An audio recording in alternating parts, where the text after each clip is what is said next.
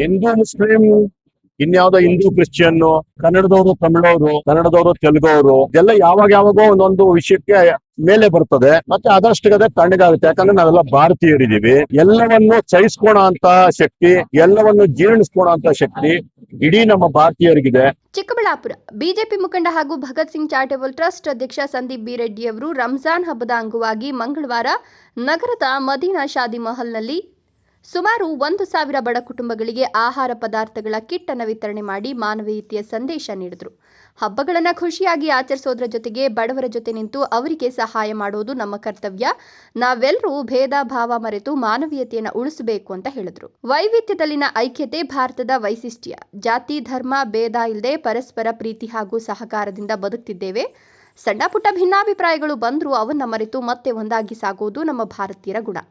ನಾವೆಲ್ಲರೂ ಭಾರತೀಯರು ಅಂತ ಹೇಳ್ಕೊಳ್ಳೋದ್ರಲ್ಲಿ ಹೆಮ್ಮೆ ಇದೆ ಅಂತ ಅಭಿಪ್ರಾಯಪಟ್ಟರು. ಎಲ್ಲ ಸಮುದಾಯಗಳ ನಡುವೆ ಪರಸ್ಪರ ಸಹಕಾರ ಮತ್ತು ಪ್ರೀತಿ ಇದ್ರೆ ಸದೃಢ ಭಾರತ ನಿರ್ಮಾಣ ಸಾಧ್ಯ.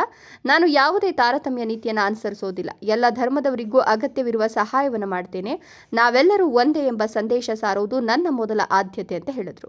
ಇನ್ನು ಹಬ್ಬ ಹರಿದಿನಗಳಲ್ಲಿ ಪರಸ್ಪರ ಶುಭಾಶಯ ವಿನಿಮಯ ಮಾಡಿಕೊಂಡು ಸಂತಸ ಹಂಚಿಕೊಳ್ಳುವುದು ನಮ್ಮ ಸಂಸ್ಕೃತಿ.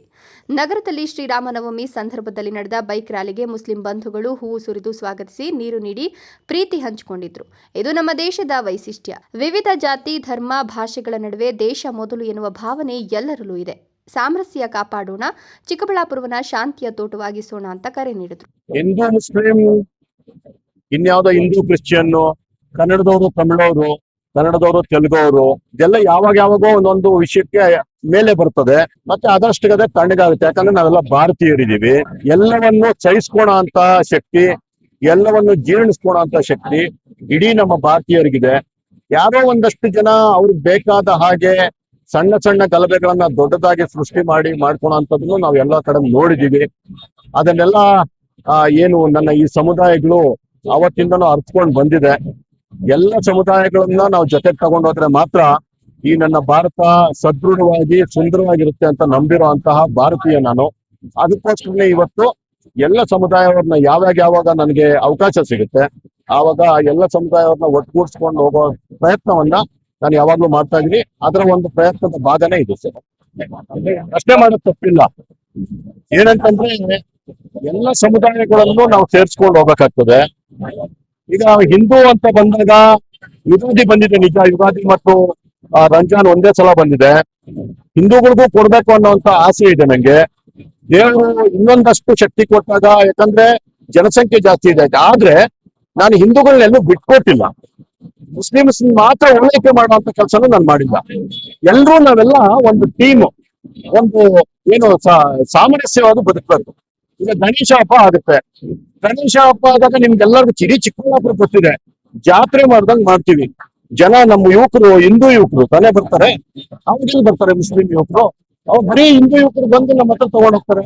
ಸಂತೋಷವಾಗಿ ನಾವೇ ಕರೆದು ಕೊಟ್ಟಿರ್ತೀವಿ. ಶ್ರೀರಾಮನವಮಿ ಮಾಡ್ತೀವಿ. ಶ್ರೀರಾಮನವಮಿ ಮಾಡಿದಾಗ ಬೈಕ್ ರ್ಯಾಲಿ ಮಾಡಿದ್ವಿ. 1000 ಜನ ನಮ್ಮ ಹಿಂದೂ ಹುಡುಗರ ಬಂದಿದ್ದು. ಅದೃಷ್ಟ ಮತ್ತೆ ಖುಷಿ ಏನಂತಂದ್ರೆ ಚಿಕ್ಕಬಳ್ಳಾಪುರದ ಏನು ರಸ್ತೆಗಳಲ್ಲಿ ನಮ್ಗೆ ಪೊಲೀಸರು ಪರ್ಮಿಷನ್ ಕೊಡಕ್ ಹಿಂದೆ ಮುಂದೆ ನೋಡ್ತಿದ್ರು. ಆದ್ರೆ ಇದೇ ಮುಸ್ಲಿಂ ಬಾಂಧವರು ಬಂದು ನಾವು ಶ್ರೀರಾಮನವಮಿ ಮಾಡಕ್ ಬೈಕ್ ರ್ಯಾಲಿ ಹೋದಾಗ ನಮ್ಮ ಮೇಲೆ ಹೂವನ್ನ ಎರಚೋದು, ಭಗವದ್ಗೀತೆ ಹಿಡ್ಕೊಂಡು ಜೈ ಹಿಂದ್ ಕೂಗುವಂತ ಕೆಲಸಗಳು, ಈ ರೀತಿಯ ಕೆಲಸಗಳಾಗ್ಬೇಕು. ಅದೇ ರೀತಿ ಇವರ ದಲಿತ ಕುಟುಂಬಗಳಲ್ಲಿ ಯಾರು ಮಕ್ಕಳು ಇದು ಏನು SLC ಮತ್ತು PUC ನಲ್ಲಿ ಏನು ಎಕ್ಸಾಮ್ ಅಲ್ಲಿ ಹೈಯೆಸ್ಟ್ ಮಾರ್ಕ್ಸ್ ತಗೊಂಡ್ರವ್ರಿಗೆ ನಾವು ಏನು ಸ್ಕಾಲರ್ಶಿಪ್ ಕೊಡ್ತಾ ಇದೀವಿ, ದಲಿತರಲ್ಲಿ ಯಾರು ಹಿಂದೂಗಳಲ್ವಾ, ಅವ್ರನ್ನ ನಾವು ನಮ್ಮ ಕೈಲಾಗಿದ್ದು ನಾವು ಮಾಡ್ತಾ ಇದೀವಲ್ಲ. ನೋಡಿ, ಯಾವುದೇ ರೀತಿ ಒಂದು ಕೆಲಸ ಆದಾಗ ನಾವೊಂದು ಚೌಕಟ್ಟು ಹಾಕೊಂಡು ಕೆಲಸ ಮಾಡಬೇಕಾಗುತ್ತೆ. ಇದರಲ್ಲಿ ಒಳ್ಳೇದನ್ನು ಹುಡ್ಕೋವ್ರಿಗೆ ಒಳ್ಳೇದು ಕಾಣುತ್ತೆ.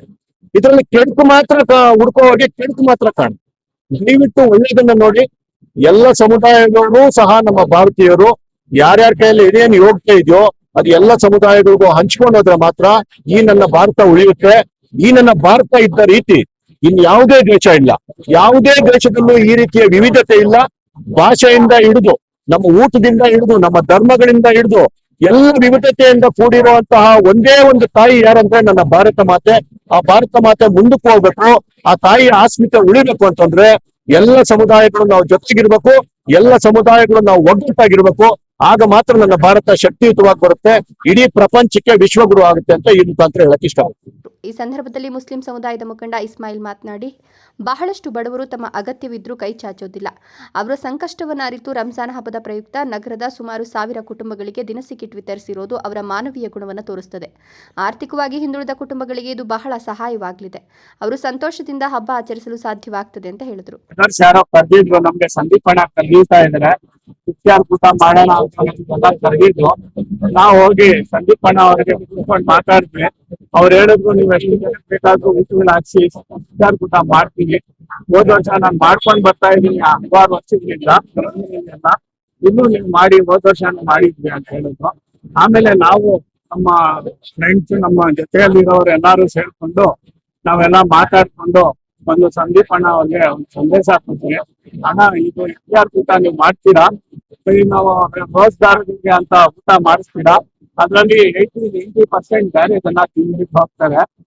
ರೋಜ್ದಾರುಗಳು ಯಾರು ಬರೋದಿಲ್ಲ. ಆಮೇಲೆ ಹೆಣ್ಮಕ್ಳು, ಮಕ್ಕಳು, ಲೇಡೀಸ್ ಯಾರು ಬರೋದಿಲ್ಲ. ಅದಕ್ಕಾಗಿ ನಾವು ಇದು ಒಂದು ಬೇರೆ ಇದು ಚೇಂಜ್ ಮಾಡ್ಬಿಟ್ಟು ಹೇಳೋಣ, ನೀವು ಒಂದು ಕಿಟ್ ತರ ಮಾಡಿಕೊಟ್ರೆ ನಾವು ಅದು ತಕ್ಕಟ್ಟಿರೋ ಜನಗಳಿಗೆ ನಾವೆಲ್ಲ ಹೋರಾಟ ಮಾಡಿ ಹುಡುಕಿ ಅವ್ರಿಗೆ ಕೊಟ್ಟು ಅವ್ರ ಮನೆಗಳಿಗೆ ಸೇರುತ್ತೆ. ಇವತ್ತಿನ ನಾಳೆ ಅವ್ರು ಇಟ್ಕೊಂಡು ನಿಮ್ಮ ಊಟ ಮಾಡ್ತಾರೆ. ಅಡುಗೆ ಮಾಡಿ ಒಂದೇ ದಿವಸಕ್ಕೆ ಒಂದ್ ಕೆಲವು ಗಂಟೆಗಳಲ್ಲಿ ಖಾಲಿ ಆಗೋಗ್ಬಿಡ್ತದೆ. ಅದು ಎಷ್ಟುನೂ ಆಗುತ್ತೆ. ಅದಕ್ಕಾಗಿ ಈ ತರ ಮಾಡೋಣ ಅಂತ ಹೇಳಿದಾಗ ನಮ್ ಸಂದೀಪ್ ಅಣ್ಣ ಅವರು ನಮ್ಗೆ ಕೇಳಿದ್ರು ಎಷ್ಟು ಬೇಕು ಅಂತ. ನಾವು ಸಂದೀಪ್ ಅಣ್ಣ ಅವ್ರಿಗೆ ಫಸ್ಟ್ ಟೈಮ್ ಸಿಕ್ಕಿದ್ದು. ನಾವೇನು ಹೇಳಕ್ಕೆ ಸ್ವಲ್ಪ ಏನು ಹೇಳಿಲ್ಲ. ಅವ್ರಿಗೆ ಕೇಳಿದ್ವಿ, ಅಣ್ಣ ನೀವ್ ಎಷ್ಟು ಕೊಟ್ರೆ ಅಷ್ಟು ಅನ್ಸುತ್ತೀವಿ ಅಂತ ನಾವ್ ಹೇಳಿದ್ವಿ.